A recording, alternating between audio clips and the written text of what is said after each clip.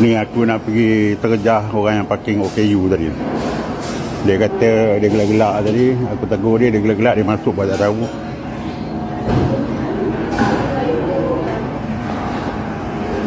Lebih 15 minit tu parking.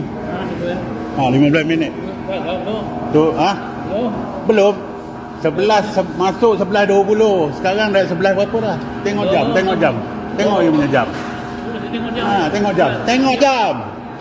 Tempat OKU tak boleh parking. Bila orang tegur jangan melawan. Faham tak? Tempat OKU kau sehat sejahtera. Kau masuk parking OKU nak masuk tadi.